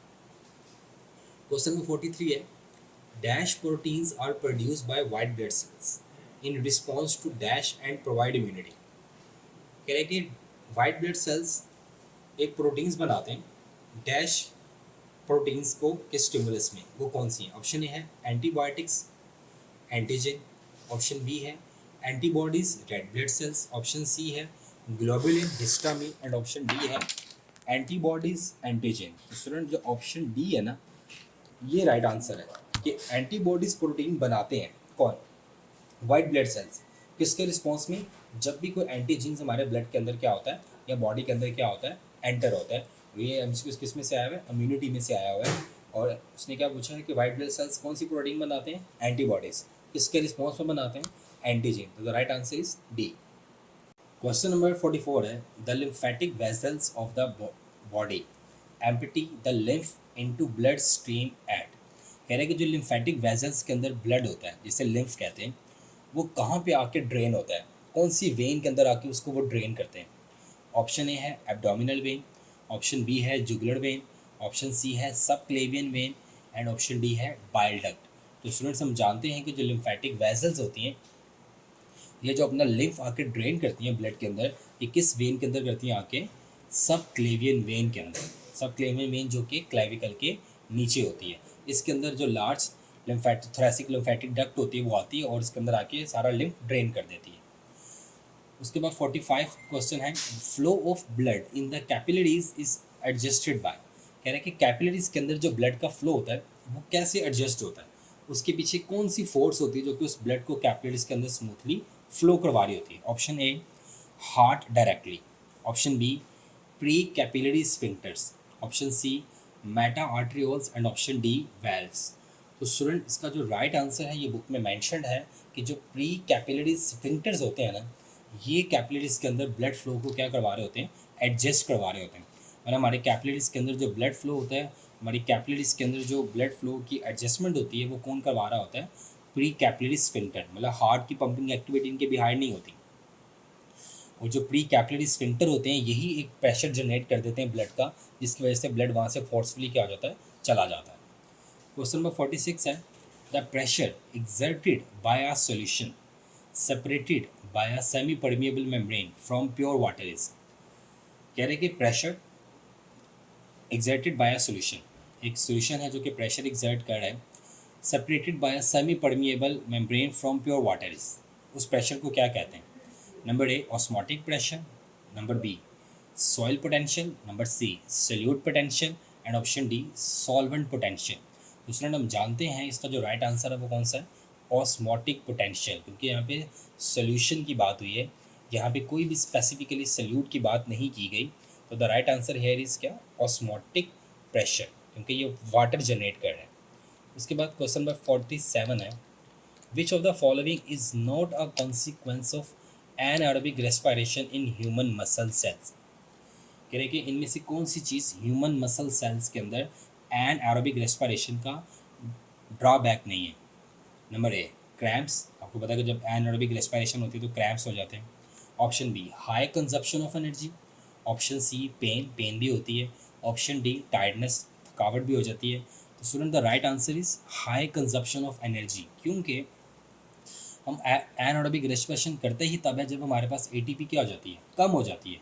तो एनारोबिक रेस्पिरेशन का ये कॉन्सिक्वेंस नहीं है कि हमारी एनर्जी कंजप्शन ज़्यादा हो जाए, हमारी एनर्जी कंजप्शन क्या हो जाती है, कम हो जाती है। किसके अंदर? एनारोबिक रेस्पिरेशन के अंदर। क्वेश्चन नंबर 48 है, the respiratory surface exhibit following characteristics. कह रहा है कि हमारे पास जो रिस्पायरेटरी सरफेस है वो कौन सी करेक्टरिस्टिक्स को शो करती है। Option A, it must be permeable, वो परमिएबल होनी चाहिए। Option B, it must be thick for low diffusion, वो इतनी मोटी होनी चाहिए कि डिफ्यूजन कम हो। Option C, it should be non vascularized, उसके इर्द गिर्द कोई ब्लड वेसल नहीं होनी चाहिए। Option D, it should have low ventilation mechanism, और उसके अक्रॉस गैसेस की कंसंट्रेशन भी नॉर्मल नहीं होनी चाहिए। तो स्टूडेंट जो ऑप्शन ए है इज़ द राइट आंसर, कि जो भी हमारे रिस्पायरेटरी सरफेस हो वो परमिएबल होनी चाहिए ताकि गैसेस की जो डिफ्यूजन है अक्रॉस द मेम्ब्रेन वो क्या हो, ईजिली हो जाए। उसके बाद विच of the following is a prokaryote. कह रहे हैं कि इनमें से कौन सा प्रोकैरियोट है। ऑप्शन ए, प्रोटिस्टा, ये नहीं है प्रोकैरियोट। अमीबा, ये तो प्रोटोजोआ है। इकोलाई, ये हमारे पास बैक्टीरिया है और हमें पता है कि बैक्टीरिया ही क्या होते हैं, प्रोकैरियोट्स। तो इकोलाई एक बैक्टीरिया है, तो इसी लिहाज से हम यहाँ पे कहेंगे कि हमारे पास जो प्रोकैरियोट है वो यहाँ पे कौन है, इकोलाई है। क्वेश्चन नंबर 50 है, number of layers present in gram negative bacterial cell wall. Student आपने चैप्टर नंबर 6 के अंदर ग्राम पॉजिटिव और ग्राम नेगेटिव का डिफरेंस पढ़ा है। तो आपने ये पढ़ा था कि जो ग्राम पॉजिटिव होते हैं उनकी सेल वॉल में एक ही लेयर होती है, लेकिन जो ग्राम नेगेटिव बैक्टीरिया होते हैं उनकी सेल वॉल्स की कितनी लेयर्स होती हैं, 2। तो यहाँ पे ऑप्शन ए है 1, ऑप्शन बी है 2, ऑप्शन सी है 3 और ऑप्शन डी है 4। तो स्टूडेंट यहाँ पे जो राइट आंसर है वो कौन सा होगा, 2, क्योंकि जो ग्राम नेगेटिव बैक्टीरिया की सेल वॉल होती हैं वो दो होती हैं। उसके बाद क्वेश्चन नंबर 51 है, the division of cocci in 3 planes from form sarcina which is a cube of dash cocci. कह रहे कितने कोकाई मिलकर जो है वो सार्सिना बनाते हैं। Option A 2, option B 4, option C 8 and option D 16। Student जो सबसे ज़्यादा इस चैप्टर में से रिपीटेडली क्वेश्चन है जो एमडी कैट में आया है वो यही वाला है। इवन बोर्ड के एग्जाम्स के अंदर भी ये सवाल बहुत दफ़ा आता है, सार्सिना वाला। तो इसका जो राइट आंसर है स्टूडेंट वो कितना है, 8 कोकाई जो होते हैं वो 3 प्लेन्स ऑफ डिवीजन के अंदर अरेंज होते हैं और क्या बनाते हैं, सार्सिना बनाते हैं। तो इसका राइट आंसर क्या होगा, सी, 8। क्वेश्चन नंबर 52 है, which of the following statement is correct. कह रहे हैं कि इनमें से कौन सी स्टेटमेंट जो है वो करेक्ट है। अब ये ज़रा ध्यान से देखना क्योंकि ये आपकी बुक में मेंशन नहीं है स्टूडेंट्स, इसमें दूसरी टेक्स्ट बुक में से उठा के आपको दिए। Option A, tuberculosis and pneumonia are caused by gram positive bacteria. Option B है, tuberculosis and pneumonia are caused by gram negative bacteria. Option C है, pneumonia is a lung disease caused by gram negative bacteria. और option D है, tuberculosis is a lung disease caused by gram negative bacteria. अब student आपकी book में कहीं भी gram positive और gram negative के एग्जाम्पल्स को मेंशन नहीं किया गया, तो इसलिए ये क्वेश्चन आपके लिए थोड़ा सा मुश्किल होगा। तो इसका जो राइट आंसर है स्टूडेंट वो ए है, कि ट्यूबरक्लोसिस जिसे टीबी बोलते हैं और नमोनिया जो कि इन्फेक्शन ऑफ द लंग्स है, ये दोनों जो बैक्टीरिया कॉज करते हैं, ये दोनों ही बैक्टीरिया क्या होते हैं, ग्राम पॉजिटिव होते हैं। इसका जो राइट आंसर है वो ए है, कि tuberculosis and pneumonia are caused by gram positive bacteria. Question number 53 है students, nitrifying bacteria are the examples of. कह रहे हैं कि जो नाइट्रीफाइंग बैक्टीरिया है ये किसकी एग्जाम्पल्स के अंदर आ, ये भी चैप्टर 6 में से सवाल आया और चैप्टर 6 में से न्यूट्रिशन इन बैक्टीरिया में से लिया गया। ऑप्शन ए है हेट्रोट्रॉफिक बैक्टीरिया, ऑप्शन बी है कीमोसिंथेटिक बैक्टीरिया, ऑप्शन सी है सेप्रोफाइटिक बैक्टीरिया और ऑप्शन डी है पैरासाइटिक बैक्टीरिया। तो स्टूडेंट्स हम जानते हैं कि ये जो नाइट्रीफाइंग बैक्टीरिया होते हैं ये किसके एग्जाम्पल होते हैं, ये कीमोसिंथेटिक बैक्टीरिया की एग्जाम्पल्स हैं स्टूडेंट्स। क्वेश्चन नंबर 54 है, each human testis is divided into. ये भी रिप्रोडक्शन में से सवाल दिया है बट ये आपकी बुक में मेंशन नहीं है, ये भी दूसरी टेक्स्ट बुक में से दिया गया। तो स्टूडेंट इसीलिए जब भी आप अपने एमडी कैट की प्रिपरेशन करने लगो तो आपने चारों सूबों की टेक्स्ट बुक अपने सामने रखनी है इंक्लूडिंग फेडरल, और आपने फिर हर टॉपिक हर बुक में से रीड आउट करना है। और उनमें से जो यूनिक पॉइंट है वो आपने अलग से लिख लेने हैं, ताकि जब भी आप at the end before MDCAT जब आप इसको रिवाइज करने लगो तो वो सारे unique point along with textbook आपके सामने हो, और अगर कोई भी पॉइंट ऐसा आता है एमडी कैट में तो आप उसे अटैम्प्ट कर सको। तो आपने सारी की सारी टेक्स्ट बुक को अच्छे से रीड आउट करना है, पंजाब की, केपे की, फेडरल की, बलोचिस्तान की और किसकी, सिंध की। तो क्वेश्चन हमारा है each human testis is divided into, कह रहे कि जो ह्यूमन टेस्टिस हैं उन्हें डिवाइड किया जाता है 50 to 100 लोब्यूल्स के अंदर, 150 to 200 लोब्यूल्स के अंदर, 200 to 300 लोब्यूल्स के अंदर, 250 to 300 लोब्यूल्स के अंदर। तो स्टूडेंट जो राइट आंसर है ना वो ये है डी, 250 to 300 लोब्यूल्स के अंदर, क्योंकि ये बुक की लाइन है प्रॉपर, ठीक है, इसमें कोई लॉजिक नहीं है, क्योंकि जो टेस्टिस होते हैं एक टेस्टिस के अंदर 250 to 300 क्या होते हैं, लोब्यूल्स होते हैं। उसके बाद question number 55, which cell in the human males are responsible for the release of testosterone, कह रहे हैं कि ह्यूमंस के अंदर ऐसे कौन से सेल्स हैं जो कि टेस्टोस्टेरोन्स को रिलीज करते हैं। Option A pituitary gland, option B hypothalamus, option C Sertoli cells and option D Leydig cells और इंटरस्टिशियल सेल्स। तो स्टूडेंट जो हमारे पास इंटरस्टिशियल सेल्स होते हैं हमें पता है इन्हें स्टिमुलेट कौन करता है, इंटरस्टिशियल सेल स्टिमुलेटिंग हार्मोन, उसके रिजल्ट में ये जो रिलीज करते हैं हार्मोन उसे क्या बोलते हैं, टेस्टोस्टेरोन। क्लियर। तो right answer here is D, ये बुक में आपकी बुक में मेंशन्ड है चैप्टर रिप्रोडक्शन के अंदर। क्वेश्चन 56 है, fertilized ovum is implanted and undergo further development in the, कह रहे कि हमारे पास जो फर्टिलाइज ओवम होता है वो इम्प्लांट होता है। अब फर्टिलाइज ओवम जो है वो इम्प्लांट होता है and undergo further development after fertilization, वो कहाँ इम्प्लांट होता है, मतलब स्पर्म और एग की फर्टिलाइजेशन हुई फ्लोपियन ट्यूब के अंदर, यूट्राइन ट्यूब के अंदर, ये जिसको आप ओविडक्ट भी बोलते हो, तीन नाम है इसके, ओविडक्ट, यूट्राइन ट्यूब और फ्लोपियन ट्यूब। यहाँ पे फर्टिलाइजेशन हो गई। अब उसके बाद वो जो ओवम है जो फर्टिलाइज हो गया, अब वो जाइगोट बन गया, अब वो कहाँ जाके इम्प्लांट होता है। ऑप्शन ए ओवरी के अंदर ही, ऑप्शन बी यूट्रस में, ऑप्शन सी ओविडक्ट में एंड ऑप्शन डी सर्विक्स। तो हमें पता है स्टूडेंट कि जो जाइगोट होता है ये यूट्राइन वॉल्स के साथ जाके इम्प्लांट होता है और प्लेसेंटा फॉर्मेशन करता है। तो option B is the right answer कि यूट्रस के साथ जाके उसने क्या होना है, इम्प्लांट होना है, फर्दर डेवलपमेंट होनी है, प्लेसेंटा फॉर्मेशन होनी है और अंदर फीटस डेवलपमेंट होनी है। क्वेश्चन नंबर 57 है, layer of luteinizing hormone, level of luteinizing hormone is maximum in blood during which stage of menstrual cycle, कह रहे हैं कि मेंस्ट्रुअल साइकिल की किस स्टेज के अंदर जो ल्यूटिनाइजिंग हार्मोन है उसका लेवल मैक्सिमम हो जाता है। अब हमें पता है स्टूडेंट कि एलएच का काम क्या है, एलएच का काम है ओवुलेशन करवाना। ओवुलेशन से मुराद कि वो क्या करवाता है, वो जो ड्राइव्ड फॉलिकल होता है उससे रप्चर्ड करवाता है और उसमें से क्या निकलवाता है, ओवम। तो ये ओवुलेशन फेज होती है। तो ऑप्शन ए है मेंस्ट्रुअल फेज, ऑप्शन बी है प्रोलिफरेटिव स्टेज, ऑप्शन सी है ovulation stage and option D है सेक्रेटरी स्टेज। तो स्टूडेंट्स हम जानते हैं कि जो ओवुलेशन स्टेज होती है जिसके अंदर क्या होता है, ओवम रिलीज होता है, उस स्टेज के अंदर एलएच का लेवल क्या होता है, इंक्रीज होता है और मैक्सिमम होता है ब्लड के अंदर। उसके बाद क्वेश्चन नंबर 58 है, major source of transmission of syphilis is, student ये एसटीडीज में से सवाल है, सेक्सुअल ट्रांसमिटेड डिजीजेस। आपने पढ़ा था कि वो 4 तरह की है, गुनेरिया, साइफिल्स, जेनिटल हर्पेस और एड्स। तो वो कह रहा है कि जो मेजर सोर्स ऑफ ट्रांसमिशन है साइफिल्स का वो क्या है। Option A blood transfusion, option B insects bite, option C contaminated water and option D sexual contact. तो स्टूडेंट एसटीडीज में से सवाल आया हुआ है तो उसका जो राइट आंसर है वो डेफिनेटली क्या है, सेक्सुअल कॉन्टैक्ट। क्वेश्चन नंबर 59 है, what is false about cartilage, कह रहे हैं कि कार्टिलेज के बारे में फॉल्स गलत स्टेटमेंट कौन सी है। Option A there are many blood vessels in cartilage, option B it is the uniform it is the form of a connective tissue, option C it cover end of the bone at joint, it is much softer than bone.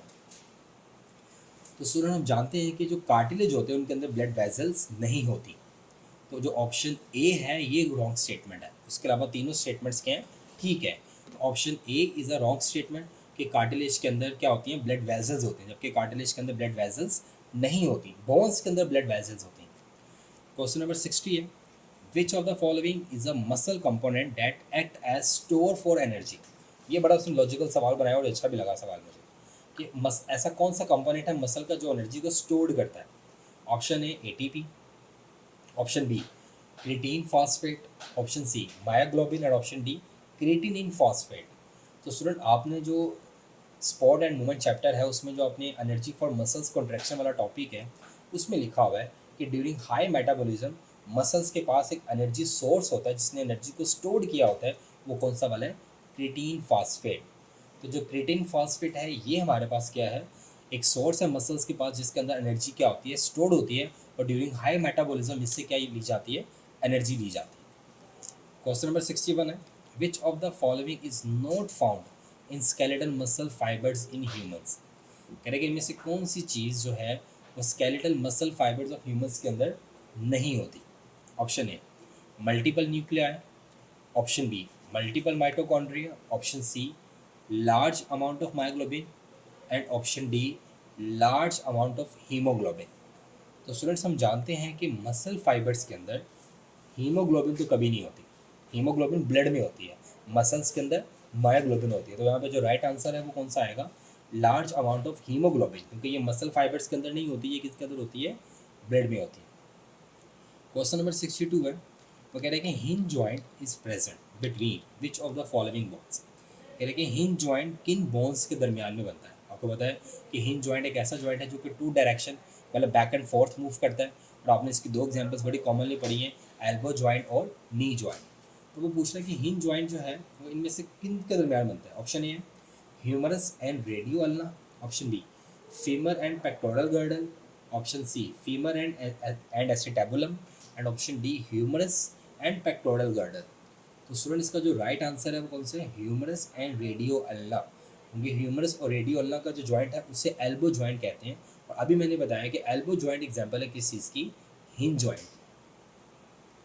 Question number 63 है, test cross is made to check the genotype of a trait. ये तो हम जानते हैं।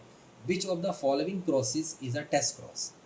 कह रहा है कि टेस्ट क्रॉस एक ऐसा टेस्ट है जिसके अंदर हम क्या फाइंड करते हैं? जीनोटाइप फाइंड करते हैं किसकी? डोमिनेंट की, कि ये होमोजाइगस है या हेट्रोजाइगस है। अब वो कह रहा है कि अब मुझे बताओ इनमें से कौन सी जो है वो एग्जांपल है टेस्ट क्रॉस की।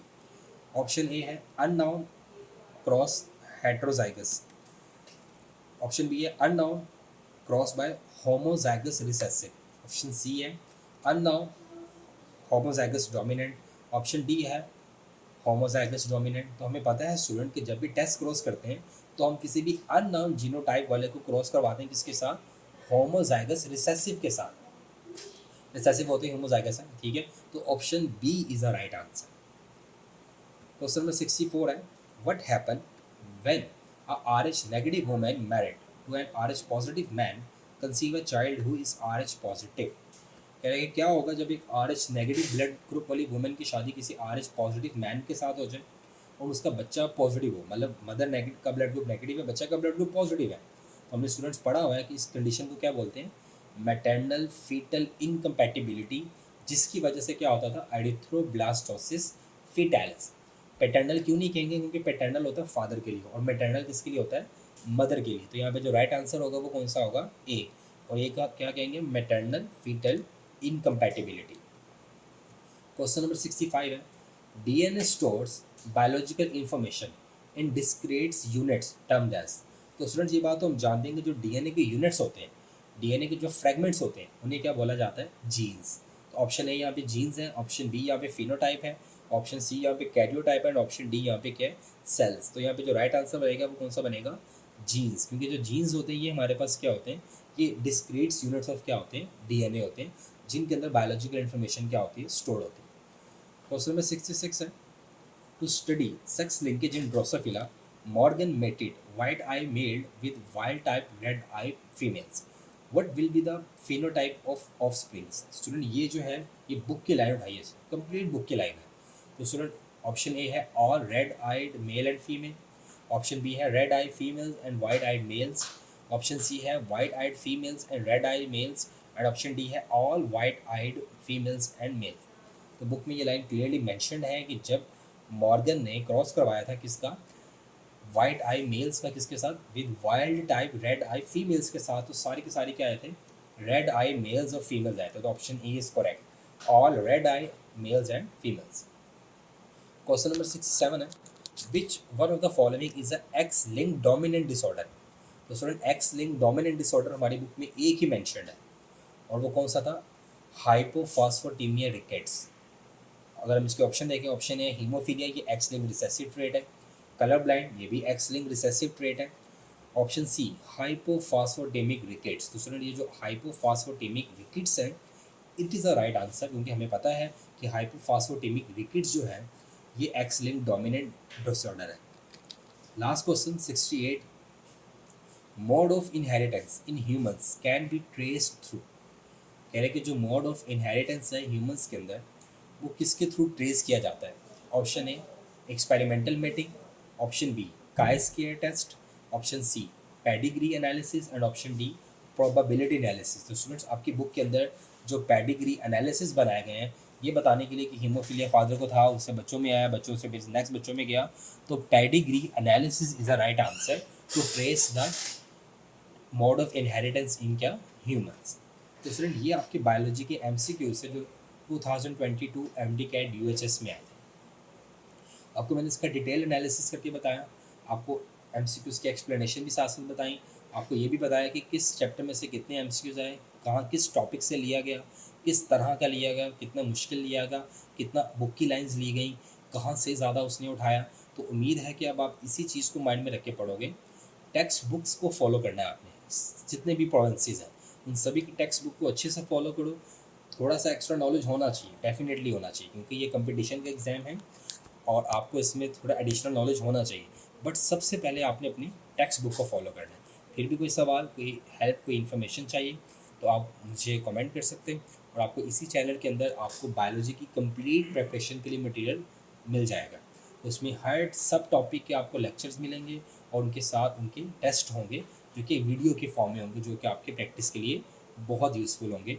और पीडीएफ जो है वो अलग से अपलोड किया जाएगा, वो कमेंट्स के अंदर अवेलेबल होगा। तो आपने इसको अच्छे से रेडी करना है, और फिर भी कोई सवाल हो तो आप मुझसे पूछ सकते हो। अल्लाह हाफिज़।